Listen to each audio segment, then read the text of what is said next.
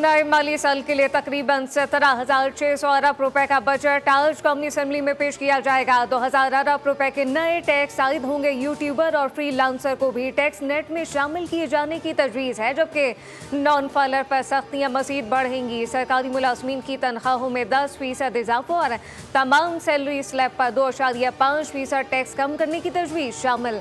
Pension में भी 10% तक इजाफा मुतवक्के। ग्रेड 1 तक 16 के मुलाजमीन को 30% डिस्पैरिटी अलाउंस दिए जाने की तजवीज़ भी बजट का हिस्सा।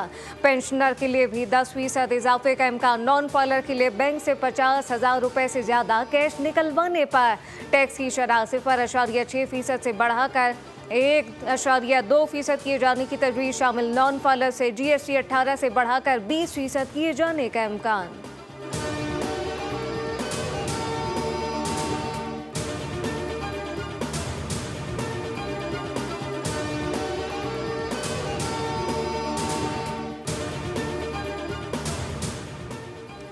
स्पीकर अयाज सादिक की ज़ेर सदारत कौमी असम्बली का बजट इजलास आज शाम 5 बजे होगा। वफाकी बजट वज़ीर ख़जाना मोहम्मद औरंगज़ेब पेश करेंगे। 13 जून को कौमी असम्बली में वफाकी बजट पर बहस का आगाज़ होगा। कौमी असम्बली में मौजूद पार्लिमानी जमातों को कवायद और ज़वाबित के मुताबिक बहस के लिए वक्त दिया जाएगा। वफाकी बजट पर बहस 21 जून तक जारी रहेगी, जबकि एक दिन के वक्फे के बाद 23 जून को माली साल 2025-26 के लिए मुख्तर ज़रूरी अखराजात पर बहस होगी।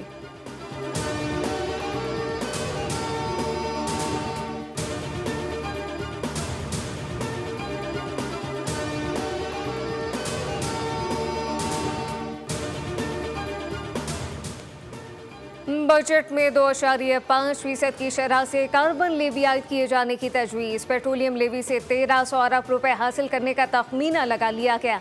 बजट में लेवी 78 रुपए से बढ़ाकर मरहलावार 100 रुपए फी लीटर करने की तजवीज़ शामिल।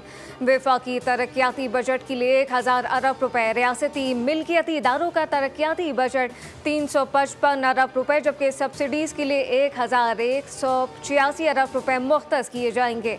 दरामदी सामान पर इजाफी कस्टम ड्यूटी में 2 से 3% कमी का इम्कान। सनती शोबे के लिए खाम माल की दरामद पर भी ड्यूटी में कमी मुतवक्के।